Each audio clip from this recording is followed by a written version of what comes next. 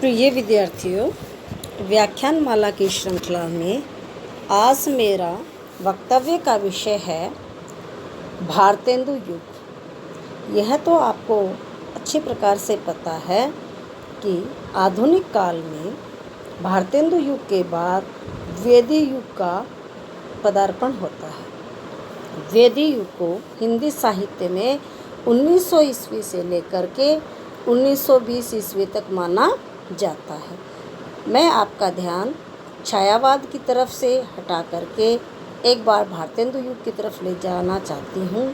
आपको पता है कि भारतेंदु का काल जो है सन 1857 ईस्वी से लेकर के 1900 ईस्वी पर ख़त्म हो जाता है। जैसे ही एक काल या परंपरा खत्म होती है, नई परंपरा का श्री गणेश हो जाता है। इसी प्रकार साहित्य में भारतेंदु युग की समाप्ति के बाद द्विवेदी युग का प्रारंभ हुआ। इसलिए द्विवेदी युग का प्रारंभ सन 1900 ईस्वी से लेकर के 1920 ईस्वी तक माना जाता है। यहाँ मैं ये बताना अनिवार्य समझती हूँ, भारतेंदु युग यदि आधुनिक काल का प्रवेश द्वार है तो द्विवेदी युग उसका विस्तृत प्रांगण है। यानी भारतेंदु काल ने आधुनिक काल के लिए एक नया प्रवेश दरबार बनवाया, यानी एक नया दरवाज़ा तैयार किया, एक नया रास्ता बनाया और उसका विस्तृत रूप या विस्तृत प्रांगण हमें देखने को मिलता है वेदी युग में, जहां उन प्रवृत्तियों को विकसित एवं पल्वित होने का अवसर प्राप्त हुआ। यानी भारतेंदु काल में जो प्रवृत्तियां थी विकसित नहीं हो पाई थी, उनको पुलवित पुष्पित होने का समय जो है वेदी युग में मिला। भारतीय जनमानस में स्वदेशानुराग एवं नव जागरण के जो बीज भारतेंदु युग में अंकुरित हुए थे, वेदी युग में पूर्ण पल्वित होकर सामने आए। यानी आपने देखा कि भारतेंदु काल में राष्ट्रीयता की भावना जो है शीर्ष पर थी और उसी राष्ट्रीयता की भावना को जनमानस प्रत्येक सामान्य मनुष्य के अंदर पल्लवित पुष्पित करने में काम किया, नव जागरण का काम किया। भारतेंदु युग में जो अंकुर फूटे थे, यानी जो बीज बोए थे, वो उगने तो प्रारंभ हो गए थे, लेकिन वो सही रूप से पल्लवित पुष्पित हुए वेदी युग में। 19वीं सदी का अंत होते होते भारतेंदु कालीन समस्या पूर्ति एवं नीरस तुकबंदियों से सहृदय विमुख होने लगे। कहने का भाव क्या है कि एक ही प्रकार की प्रवृत्तियों को सुनते सुनते पढ़ते पढ़ते जो लोग साहित्य से प्रेम करते थे, भारतेंदु काल की जो समस्या पूर्ति एक विशेष प्रवृत्ति थी, तुकबंदियाँ थी, उनसे बोर हो गए थे। इसलिए जो सहृदय लोग थे, काव्य भाषा के रूप में जो ब्रिज भाषा व्यवहृत होती थी, उसका आकर्षण या उसकी तरफ से लगाव भी समाप्त हो गया था। इसलिए वेदी युग में ब्रिज भाषा का स्थान आपके साहित्य में खड़ी बोली हिंदी भाषा ने ले लिया। यानी भारतेंदु काल में खड़ी बोली का जो प्रारंभ हुआ था, लेकिन साहित्य में मुख्य रूप से खड़ी बोली का प्रचलन या कहें कि प्रभाव या प्रसार जो है द्विवेदी काल में ही हुआ। महावीर प्रसाद द्विवेदी और उनका युग। अब आपको ये मैं बताना चाहूँगी, जैसे भारतेंदु काल भारतेंदु जी के नामकरण के कारण हुआ था, इसी प्रकार से द्विवेदी काल जी आचार्य हजारी प्रसाद द्विवेदी जी के नाम के कारण ही हुआ है, क्योंकि इस काल के जो शीर्ष साहित्यकार हैं या आकाश में चमकते हुए नक्षत्रों के बीच चंद्रमा रहता है, उसी प्रकार द्विवेदी काल के जो बाकी कवि हैं उनमें चंद्रमा की भांति चमकते हुए दिखाई पड़ते हैं। इसी के कारण इनका नामकरण जो है किया गया। आचार्य महावीर प्रसाद द्विवेदी के गरिमा मंडित व्यक्तित्व को केंद्र में रखकर किया गया, यानी उनका जो व्यक्तित्व था बड़ा गौरवपूर्ण था। उन्होंने सरस्वती पत्रिका का संपादन करके हिंदी जगत की महान सेवा की, हिंदी साहित्य जगत की बड़ी सेवा की। इन्होंने साहित्य को दिशा एवं दशा बदलने के लिए अभूतपूर्व योगदान किया, क्योंकि उन्होंने देखा कि जो साहित्य उस समय लिखा जा रहा था उसको एक नई दिशा और दशा देने की परम आवश्यकता है। सरस्वती पत्रिका का प्रकाशन आपको पता है कि 1900 ईस्वी में प्रारंभ हुआ था, लेकिन सन 1903 ईस्वी में आचार्य हजारी प्रसाद द्विवेदी जी ने सरस्वती पत्रिका का कार्यभार संभाला, यानी आगे का जो संपादन होता था उसका कार्यभार आचार्य हजारी प्रसाद द्विवेदी संभालते थे। इससे पहले वे रेल विभाग में कार्यरत थे। अब आप ये देखो बच्चों कि जो व्यक्ति रेलवे विभाग में कार्यरत है लेकिन हिंदी साहित्य से इतना जुड़ा हुआ है कि वहाँ पर नौकरी करते करते भी वो पत्रिका का संपादन कर रहा था। इस पत्रिका के माध्यम से कवियों को नायिका भेद जैसे विषय छोड़ करके विविध विषयों की पर कविता लिखने की प्रेरणा दी। आपने देखा कि रीतिकाल के अंदर नायिका पर ही कविताएं लिखी जा रही थी, लेकिन द्विवेदी जी ने इस काल में इसके अन्य विषय कवियों को दिए कि आप समाज पर लिखो, देशभक्ति पर लिखो, नव जागरण पर लिखो। इस तरह के प्रेरणा जो उन्होंने दी। काव्य भाषा के रूप में ब्रज भाषा को त्याग करके खड़ी बोली हिंदी का प्रयोग करने का सुझाव दिया कि काव्य भाषा जो ब्रज भाषा है उसके स्थान पर कौन सी भाषा का प्रयोग किया गया? खड़ी बोली हिंदी भाषा का प्रयोग किया गया, जिससे गद्य और पद्य की भाषा एक हो सके, क्योंकि काव्य भाषा के लिए ब्रज भाषा का प्रयोग किया जाता था और गद्य साहित्य के लिए खड़ी बोली हिंदी का। तो उन्होंने सुझाव दिया कि नहीं, दोनों प्रकार के साहित्य के लिए एक ही भाषा का होना आवश्यक है। द्विवेदी जी ने कवि कर्तव्य जैसे निबंधों द्वारा कवियों को उनके कर्तव्यों का बोध करवाया, यानी महावीर प्रसाद द्विवेदी जी ने निबंध लिखा कर्तव्य बोध, और उस कर्तव्य बोध निबंध का विषय था कि कवियों को किस प्रकार से कार्य करना चाहिए, उनके क्या क्या कर्तव्य बनते हैं, किस प्रकार से उनका अनुपालन किया जाए, और उनके लिए दिशा निर्देश दिए, जिससे विषय वस्तु, भाषा शैली, छंद विधान आदि अनेक दृष्टियों से काव्य में नवीनता आई। अब जैसे ही दिशा निर्देश दिए गए कि इसकी विषय वस्तु बदलो, भाषा शैली बदलो, छंद योजना का जो विधान है, तरीका है, उसको भी आपने बदलना है। जैसे ही अनेक दृष्टियों में काव्य में नवीनता का समावेश हुआ, द्विवेदी जी ने भाषा संस्कार का कार्य किया। अब भाषा संस्कार का कार्य कैसे किया? क्योंकि भाषा को परिष्कृत करने वाला व्याकरण होता है। उन्होंने व्याकरण के जो विराम चिन्ह हैं, जो लिंग हैं, वचन है, काल है, उनके अनुसार हिंदी को परिनिष्ठित रूप प्रदान किया और उनका ये कार्य बड़ा प्रशंसनीय है। यानी हिंदी भाषा के अंदर जो त्रुटियां थी उनको दूर करने का बड़ा सराहनीय कार्य द्विवेदी जी ने किया। पंडित महाप्रसाद द्विवेदी जी का हिंदी साहित्य में योगदान एक सर्जक के रूप में उतना नहीं है। सर्जक मतलब सृजना करने के कारण उन्होंने बहुत सारा साहित्य नहीं लिखा है, बल्कि क्या काम है, एक विचारक, दिशा निर्देशक, चिंतक एवं नियामक के रूप में उनका विशेष महत्व है। यानी उन्होंने साहित्य को चिंतन करने के लिए एक नई विचारधारा दी, दिशा निर्देश दिए कि इस ढंग से कार्य करो। नए नियामक यानी नए नए कानून तो नहीं कहेंगे हम यहाँ, नियम बनाने का कार्य किया। इसलिए उनको जो है इस कार्य के लिए ख्याति प्राप्त हुई। उनकी प्रेरणा से हिंदी के अनेक कवि सामने आए।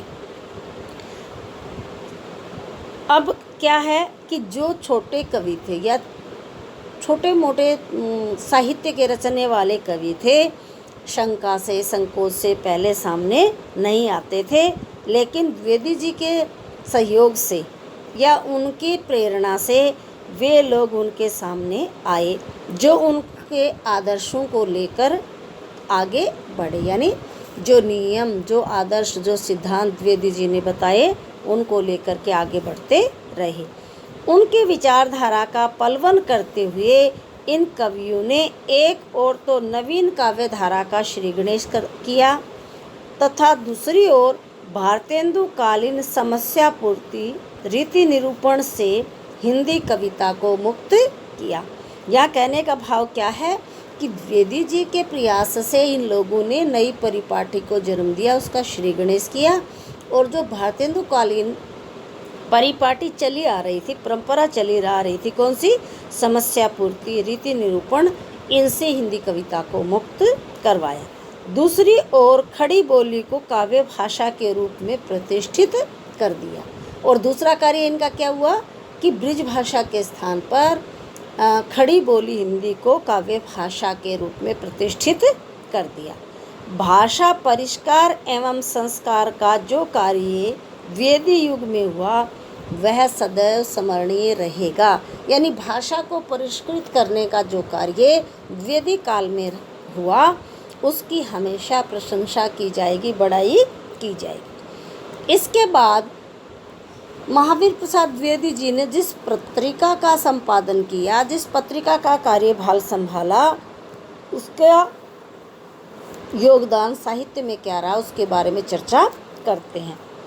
हिंदी साहित्य के इतिहास में आधुनिक काल वस्तुतः जागरण का संदेश लेकर के आया। यानी द्विवेदी काल जो है जागरण, जगाने का समाचार लेकर के आया। सन 1857 में प्रथम स्वतंत्रता संग्राम ने नव जागरण का बिगुल बजा दिया। नव जागरण का बिगुल बजा दिया था मतलब जैसे साहित्य के अंदर क्रांति हुई, ब्रिज भाषा के स्थान पर खड़ी बोली हिंदी का प्रचार प्रसार जोरों से होने लगा।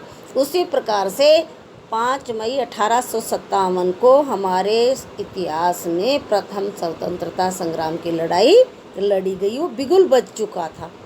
किसके कारण?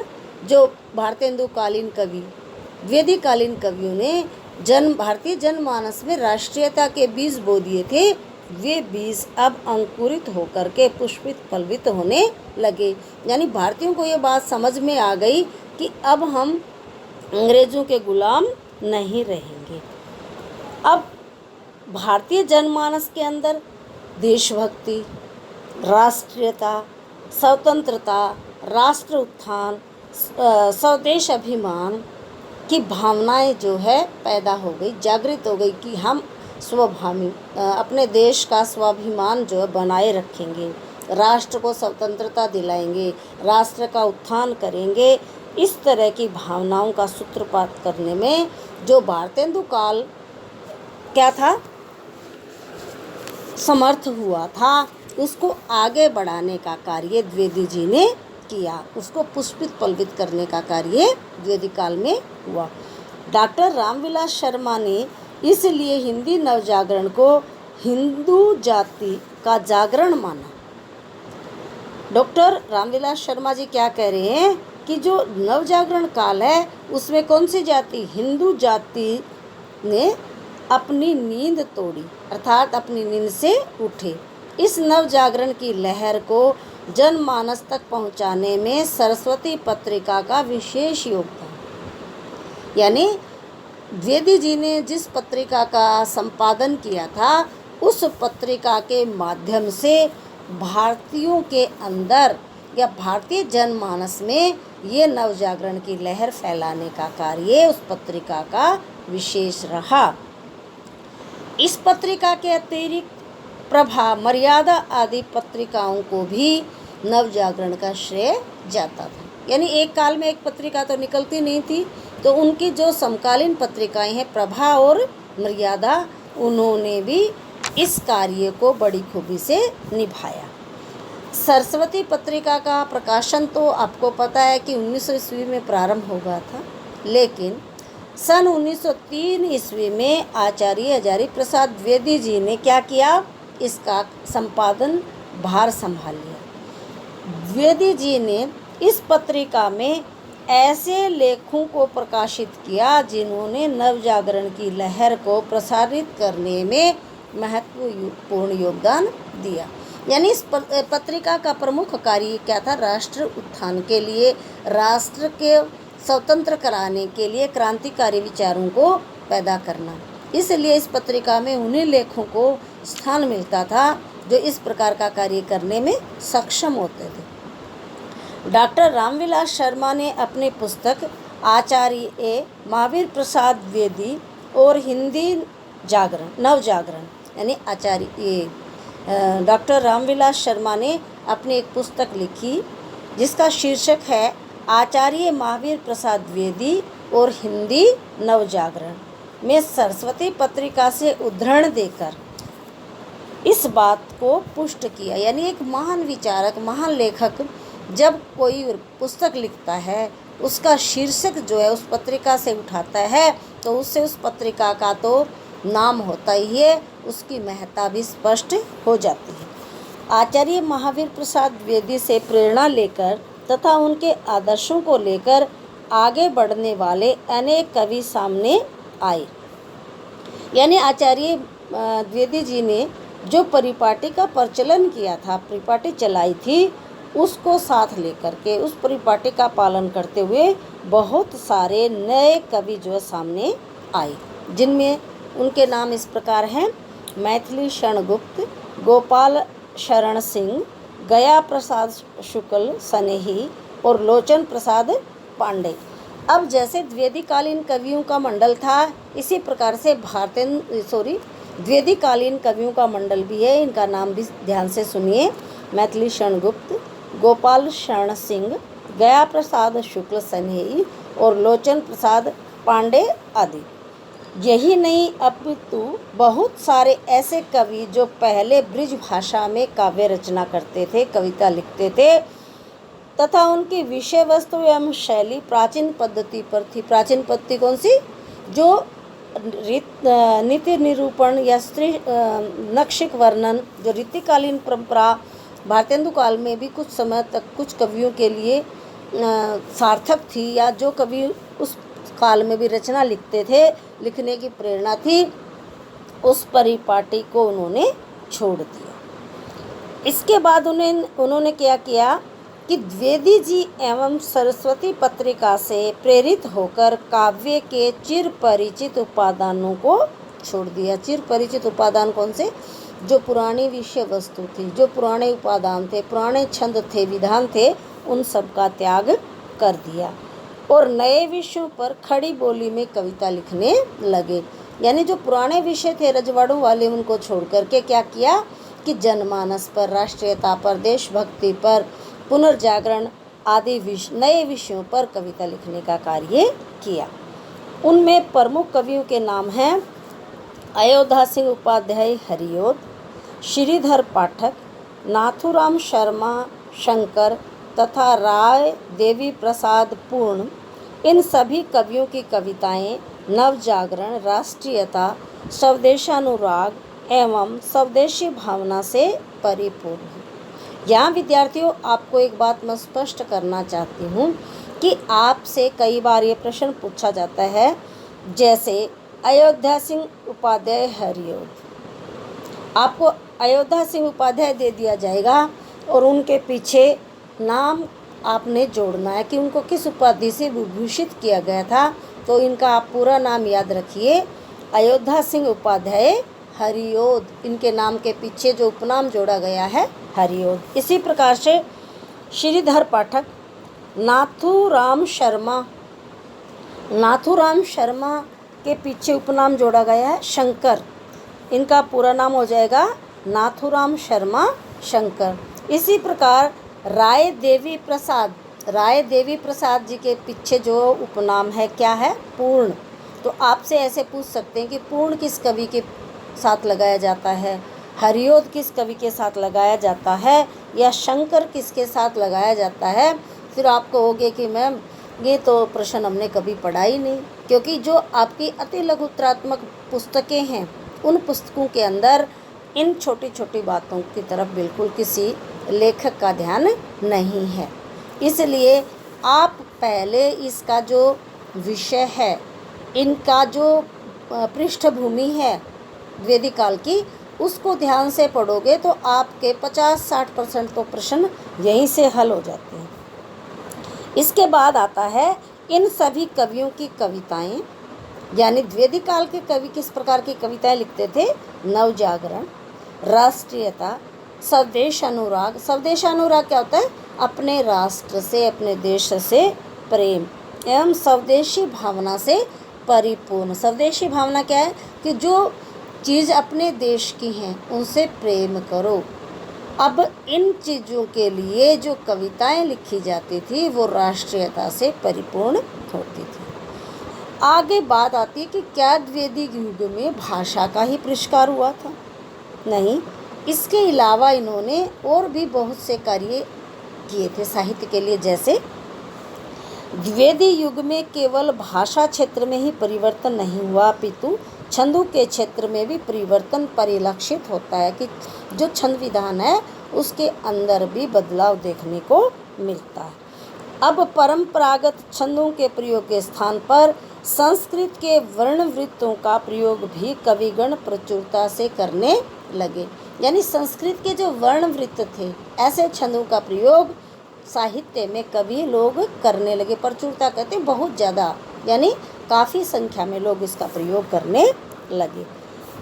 सरस्वती पत्रिका ने कवियों की एक नई पौध तैयार कर दी। पौध क्या होती है? जैसे आप टमाटर है, बैंगन है, तंबाकू है, इनके लिए पहले क्या तैयार करते हो? पौध तैयार करते हो, छोटे छोटे पौधे तैयार करते हो और फिर इनको अलग अलग लगाते हो। इसी प्रकार से सरस्वती पत्रिका के माध्यम से द्विवेदी जी ने कवियों की एक नई पौध तैयार कर ली। उनकी प्रेरणा से अनेक कवियों ने नवीन विषयों पर कविता लिखनी प्रारंभ कर दी। उनके एक निबंध से प्रेरित होकर मैथिली शरण गुप्त ने चिर उपेक्षित निर्मला को महत्व देने हेतु साकेत नामक महाकाव्य की रचना की।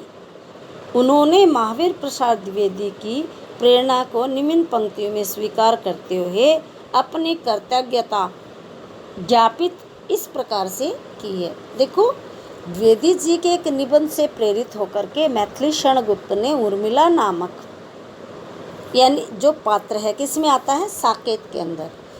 और आपको ये पता है कि साकेत किसको कहते हैं? अयोध्या को। अब आपने देखा कि राम, अब आप रामायण देख रहे हो ना, या आपने अभी रामायण देखी थी, उसमें राम के साथ लक्ष्मण जो है वन में चले जाते हैं और उनकी पत्नी जो उर्मिला है वो माताओं की सेवा करने के लिए अयोध्या में रह जाती है। उसकी जो वेदना है, उसकी जो उपेक्षा की गई है, उसकी जो पीड़ा है, उसको मैथिली शरण जी ने नई भावना से अपनी मौलिक अनुभूति से स्थान देने का प्रयास किया है। ये तो आपको पता है कि उर्मिला का त्याग जो है लक्ष्मण या राम सीता से कम नहीं था। अब इन्होंने किसका? द्विवेदी जी का धन्यवाद करने के लिए इस प्रकार से पंक्तियाँ लिखी हैं। कैसे तुलसीदास भी कैसे करते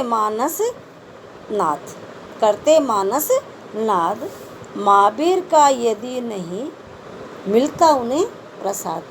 यहाँ कह रहे हैं कि तुलसीदास जी जो है रामचरित मानस का नाद नहीं कर सकते थे दुनिया में अगर उनको हनुमान जी का प्रसाद नहीं मिलता था। महावीर कहते हैं हनुमान जी को। खड़ी बोली को परिमार्जित करने, संस्कारित करने तथा व्याकरणिक शुद्धता प्रदान करने में सरस्वती पत्रिका का अविस्मरणीय योगदान है। या मैं फिर उस बात को दोबारा से रिपीट करती हूँ, पुनरावृत्ति करती हूँ कि एक तो भाषा के अंदर जो परिमार्जित करना है, जो उसके शुद्ध रूप को निखारना है, संस्कारित करना है, व्याकरण की अशुद्धता को दूर करने के लिए जो सरस्वती पत्रिका थी उसका विशेष योगदान रहा। रामचंद्र शुक्ल ने लिखा, क्या लिखा है? खड़ी बोली के पद विधान पर द्विवेदी जी का पूरा असर पड़ा। बहुत से कवियों की भाषा शिथिल और अव्यवस्थित होती थी। द्विवेदी जी ऐसे कवियों की भेजी हुई कविताओं की भाषा आदि दुरुस्त करके सरस्वती पत्रिका में छापा करते थे। इस प्रकार कवियों की भाषा साफ होती गई और द्विवेदी जी के अनुकरण में अन्य लेखक भी शुद्ध भाषा लिखने लगे। यहाँ ये कोटेशन थोड़ी लंबी ज़रूर है लेकिन विशेष महत्वपूर्ण है, ये बड़ी इम्पोर्टेंट है। इसमें आचार्य लिखते हैं, रामचंद्र जी शुक्ल ने बताया है कि द्विवेदी जी ने जो खड़ी बोली का विधान किया वो जो है धीरे धीरे शिक्षित कवियों की जो भाषा थी, कौन सी भाषा शिथिल होने लगी, द्विवेदी काल वाली। और इन कवियों की जो कविताएं थी, कवि लोग लिख देते थे, आचार्य हजारी प्रसाद द्विवेदी जी उसके अंदर परिष्कार करते थे और धीरे धीरे उनकी जो कमियां थी वो ठीक होने लगी और इस प्रकार से लेखकों का एक नया मंडल भी तैयार हो गया। इस कोटेशन को पेपर में आपसे पूछ भी सकते हैं। नेक्स्ट प्रश्न आता है, नहीं इसी के अंदर आ रहा है, वस्तुतः सरस्वती पत्रिका ने भाषा और साहित्य दोनों ही क्षेत्रों में परिष्कार किया। इसके माध्यम से ज्ञान का प्रचार प्रसार हुआ, कितने ही नए लेखक और कवि प्रकाश में आए, भाषा संस्कार हुआ, समाज सुधार, देश प्रेम, चरित्र निर्माण की भावनाएं विकसित हुई। देशभक्ति एवं राष्ट्रीयता की चेतना विकसित करने में भी इस पत्रिका का विशिष्ट योगदान है।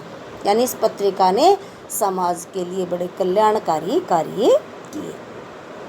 मैथिली क्षण गुप्त एवं राष्ट्रीय काव्यधारा। अब आपको पता है कि वैदिक काल का जो मूर्धन्य कवि है कौन है, मैथिली क्षण गुप्त जी। और मैथिली क्षण गुप्त जी की आप पहले भी रचनाएं जो है आधुनिक काल में पढ़ चुके हो। जो छायावाद के थोड़ा सा भाग जो आता है उसके अंदर भी इनकी रचनाओं का वर्णन मिलता है। अब आपको पता है कि वैदिक जी के जीवन का प्रभाव मैथिली क्षण गुप्त जी पर था। इन्होंने भारत भारती एवं साकेत जैसी यशस्वी कृतियों के रचयिता राष्ट्र कवि मैथिली क्षण गुप्त जी ही हैं। अब साकेत क्या है, अयोध्या।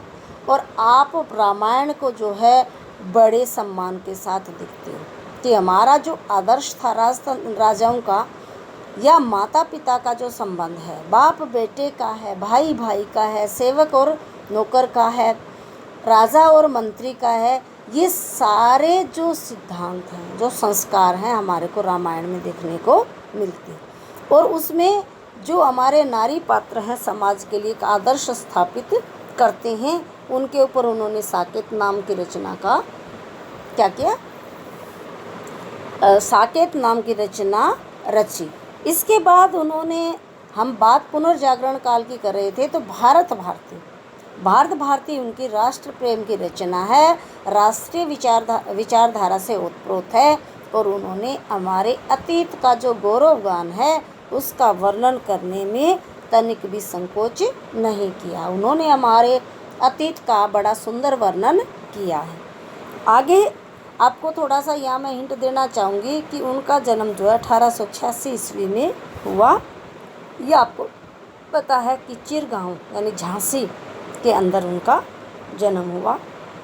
उनका निधन जो है सन 1864 ईस्वी में हुआ। हिंदी की राष्ट्रीय काव्यधारा के प्रतिनिधि कवि हैं, यानी प्रमुख कवि हैं।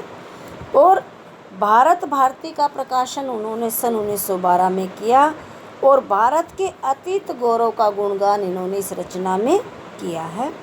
गुप्त जी की राष्ट्रीय चेतना इस कृति में पूर्णतः मुखरित हुई है, यानी राष्ट्रीयता की भावना भारत भारती के अंदर कूट कूट करके भरी हुई है। भारत भारती की रचना का एक उदाहरण यहाँ पर प्रस्तुत किया जा रहा है, यथा क्षत्रिय सुनो अब तो कुयश की कालिमा को मेट दो। क्षत्रिय सुनो अब तो कुयश की कालिमा को मेट दो, निज देश को जीवन रहित सहित, निज देश को जीवन सहित तन मन धन भेंट दो, तन मन धब मेट दो। अब वो क्षत्रियों से क्या आग्रह कर रहे हैं कि अब तो जो कुयश जो हमारे देश का की बदनामी फैली है संसार के अंदर, उस कालिमा को, उस अंधकार को समाप्त कर दो हे प्यारे देशवासियों, आपका जो तन मन धन जो भी है आपके पास, राष्ट्र को समर्पित कर दो। अब वह समय आ गया है जब राष्ट्र जो कुर्बानी मांग रहा है। कुर्बानी के माध्यम से ही, समर्पण के माध्यम से ही हम अपने देश को आज़ाद करवा सकते हैं। मैथिली शरण गुप्त ने राष्ट्रीय चेतना, सामाजिक जागृति और नैतिक मूल्यों पर बल देते हुए अपनी रचनाओं से जन जन को प्रेरित करने का स्तुत्य प्रयास किया है, स्तुतिपूर्ण वंदनीय प्रयास किया है। गुप्त जी ने लगभग 40 रचनाएं लिखी, जिनमें प्रमुख रचनाओं का वर्णन इस प्रकार से, जैसे भारतेंदु जी ने कितनी रचनाएं लिखी, काव्य कृतियाँ लिखी थी 70। इसी प्रकार से मैथिली शरण गुप्त जी ने जो मुख्य रचनाएं लिखी हैं उनका विवरण इस प्रकार से है। रचना का नाम और किस सन में प्रकाशित हुई। भारत भारती का प्रकाशन, इसे सबसे पहले उनकी प्रथम रचना है, आपसे पूछ सकते हैं, जयद्रथ वध सन 1910 ईस्वी में लिखी गई। जयद्रथ वध प्रसंग जो है महाभारत से लिया गया। नेक्स्ट आता है भारत भारती। भारत भारती रचना का प्रकाशन वर्ष है सन 1912 ईस्वी। पंचवटी, पंचवटी प्रसंग आपको पता है, ये भी रामायण से ही आता है। इसका प्रकाशन वर्ष है सन 1925 ईस्वी। झनकार, झनकार का प्रकाशन वर्ष है 1929 ईस्वी। इसके बाद इनकी विश्व प्रसिद्ध रचना है साकेत। साकेत का प्रकाशन जो है 1931 ईस्वी में हुआ। यशोधरा, ये महात्मा बुद्ध से प्रेरित रचना है। जब महात्मा बुद्ध जो है बौद्ध धर्म में दीक्षा लेकर के गृह त्याग कर देते हैं और यशोधरा उनकी पत्नी का नाम है, तो उन्होंने यशोधरा की वेदना को, पीड़ा को इस रचना के माध्यम से व्यक्त करने का प्रयास किया है। और ये रचना है उनकी 1932 ईस्वी। द्वापर सन 1936 ईस्वी। इसके बाद आता है जय भारत 1952 ईस्वी। अब इन्होंने इस रचना का नाम लिखा जय भारत, यानी भारत विजयी हो गया। भारत को स्वतंत्रता कब मिली? सन 1947, यानी सन 15 अगस्त 1947 को हमारे देश को स्वतंत्रता मिल गई थी। तो उन्होंने अपने भारत का यशगान गाने के लिए जय भारत नाम की रचना की और उनका प्रकाशन वर्ष रहा सन 1952 ईस्वी। इनकी नेक्स्ट प्रसिद्ध रचना है विष्णुप्रिया। विष्णुप्रिया की रचना जो है इन्होंने सन 1957 ईस्वी में की। इनके अतिरिक्त गुप्त जी की अन्य रचनाएं हैं, वो भी देशभक्ति से ओतप्रोत हैं। रंग में भंग, सिद्धराज, पद प्रबंध, वैतालिक, किसान, इन्होंने 3 नाटकों की भी रचना की। मैथिली शरण गुप्त जी ने ज़्यादा नाटकों की रचना नहीं की, बल्कि इनकी संख्या 3 ही है। तिलोत्तमा, चंद्रहास और अनग। तिलोत्तमा, चंद्रहास और अनग। अनग इनका जो है काफ़ी चर्चित, काफ़ी प्रसिद्ध नाटक है। मैथिली शरण गुप्त राम भक्त कवि थे, यानी ये सगुण भक्ति काव्य धारा के अनुयायियों में से थे। इन्होंने राम की भक्ति की है। साकेत राम कथा पर आधारित महाकाव्य है। साकेत का काव्य रूप क्या है? महाकाव्य, और ये रामायण पर आधारित है, जिसके 9वें सर्ग में, यानी 9वें सर्ग में उर्मिला का वीर वर्णन विशद रूप में किया गया है। यानी साकेत का जो 9वां सर्ग है उसके अंतर्गत उर्मिला की पीड़ा को व्यक्त करने का प्रयास इन्होंने किया है, या वहाँ पर उनकी पीड़ा को व्यक्त किया। ये उनकी मौलिक उद्भावना है। ये जो है रामचरितमानस में तुलसीदास जी ने या वाल्मीकि रामायण में नहीं लिखी गई है, बल्कि इन्होंने अपनी स्वयं की एक भावना को व्यक्त करने का प्रयास किया। क्योंकि उर्मिला राम कथा का उपेक्षित पात्र रही। राम कथा यानी रामायण में उर्मिला का कहीं भी नाम नहीं आता। और जिस समय सारी प्रजा पंचवटी में राम से मिलने के लिए जाती है, बेचारी उर्मिला को वहाँ भी नहीं ले जाया जाता। यानी बाकी लोग तो एक बार 3 साल के बाद, 2.5 साल के बाद श्री रामचंद्र जी को देख लेते हैं, इतने महीनों के बाद। लेकिन उर्मिला तो बेचारी 14 सालों तक ही क्या रही है? अपने पति से दूर रही है, वनवास काटा है। इसलिए उस उपेक्षित पात्र को साकेत के माध्यम से मैत्री क्षणगुप्त ने स्थान दिया। इसके बाद जो 8वां सर्ग है उसमें कैकेयी का अनुताप दिखाया गया, पश्चाताप दिखाया, प्रायश्चित दिखाया गया कि किस प्रकार से एक दुर्भावना के शिकार होकर के माता कैकेयी ने श्री रामचंद्र के साथ कैसा अन्याय किया। वो अन्याय तो हो गया, लेकिन माता कैकेयी के मन में ग्लानि है, पश्चाताप है, वो उसका दंड भुगत रही है। कहने का अभिप्राय क्या है कि होनहार बलवती भवती, कि होनी किसी के बस की बात नहीं होती, होनी तो होने के लिए ही होती है।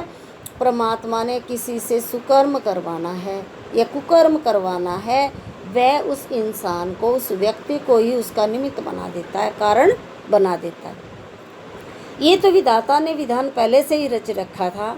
जो आप जैसे हमारे जैसे पाठक हैं माता कैकेयी को कोसते हैं, ये उनकी गलती नहीं है, क्योंकि उनकी जुबान पर सरस्वती माँ इसीलिए बैठी थी कि संसार से राक्षसों का सफाया हो, नामो निशान मिट जाए। अगर माता कैकेयी श्री रामचंद्र जी को वन में नहीं भेजती तो ये कार्य संभव नहीं था। अब इसके पश्चात जो है कैकेयी से सारे अयोध्यावासी जो हैं नफरत करने लग जाते हैं, उनसे मिलते घुलते नहीं हैं। तो वो क्या करते हैं, वो बेचारी अपने मन ही मन में घुटती रहती है।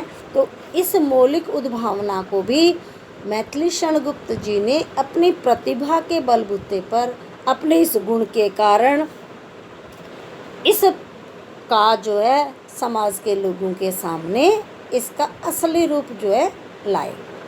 इसके पश्चात आता है यशोधरा, गौतम बुद्ध के गृह त्याग की घटना पर आधारित काव्य ग्रंथ है। ये भी काव्य रचना है। इसके साथ भी क्या हुआ कि महात्मा बुद्ध जो है एक रात सोई हुई यशोधरा को छोड़ करके जंगल में चले जाते। तो उनकी जो विरह है, पीड़ा है, जब आप यशोधरा माँ काव्य है उसको पढ़ोगे तो आपको पता चलेगा कि किस प्रकार से यशोधरा भी एक छत्राणी है और कैसे कैसे अपने भावों को व्यक्त करती है, जिसमें नारी की वेदना मुखरित हुई है। गुप्त जी ने नारी की विविधता को इन पंक्तियों में व्यक्त किया है। यशोधरा काव्य के अंदर गुप्त जी ने नारी की जो विविधता है, जो लाचारी है, उसको व्यक्त किया। कैसे? अबला जीवन हाय तुम्हारी यही कहानी, अबला जीवन हाय तुम्हारी यही कहानी, आंचल में है दूध और आँखों में पानी, आंचल में है दूध और आँखों में पानी। यहाँ इन पंक्तियों को मैं स्पष्ट करना चाहूँगी कि अबला किसके लिए, कि जिसमें बल नहीं है। लेकिन यहाँ अबला यशोधरा को बताया गया है कि अब उसका जो ताकत थी, उसकी शक्ति थी, उसका पति छोड़ करके उसे चला गया। अब तुम्हारी यही कहानी, क्या कि आंचल में है दूध और आँखों में पानी। आंचल में दूध, दूध किसके लिए होता है? संतान के लिए। अब यशोधरा के गोद में पुत्र है, आंचल में उसके दूध उस बेटे के लिए है, आँखों में पानी अपने पति के लिए। अब उसको समझ नहीं आ रहा है कि वो इन परिस्थितियों से किस प्रकार से समझौता करे, क्योंकि उसको अब वो मर भी नहीं सकती, क्योंकि उसके पीछे जो है अपनी संतान का कर्तव्य है, अपनी संतान को भी वो निसहाय नहीं छोड़ सकती। इसीलिए मैथिली क्षणगुप्त जी ने इन पंक्तियों के माध्यम से संपूर्ण भारतीय नारी की विवशताओं को, यानी वो किसी भी समाज की, किसी भी धर्म की, किसी भी प्रांत की नारी हो, उसकी बेचारी की यही व्यवस्था रहती है, यही व्यवस्था दिखाने का प्रयास किया है। अब मैं आपको स्पष्ट बताना चाहती हूँ कि भारतेंदु युग जो है आपका समाप्त हो गया। वैदिक युग का भी मैंने पृष्ठभूमि आपको अच्छे से बता दी कि ये काल कब शुरू हुआ, कौन कौन इस काल के कवि या लेखक हुए, क्या क्या नए कार्य हुए, किस किस रचनाओं का परिवार्जन या परिवर्धन या संपादन इस समय में हुआ।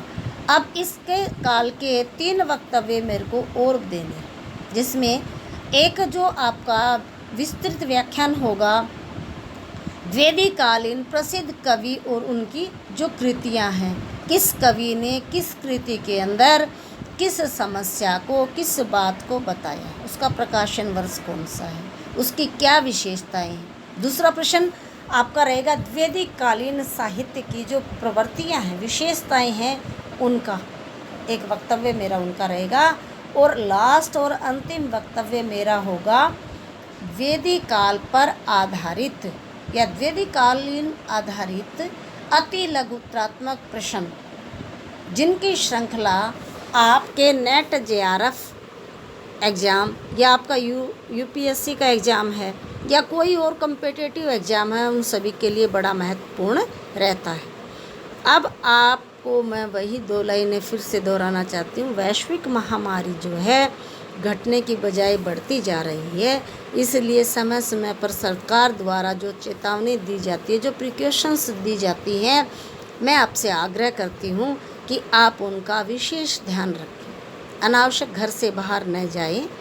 अगर बाहर जाते हो तो सावधानी बरतें और जैसे ही आप घर आते हो अच्छे से अपने हाथ मुंह धोएं, परिवार के सदस्यों से मिश्रित रहें, बाद में ही मिक्सअप होएं और आपके घर में जो बुजुर्ग हैं, बच्चे हैं, उनका विशेष ध्यान रखें। यहीं पर मैं अपने वक्तव्य को विराम देती हूँ। धन्यवाद।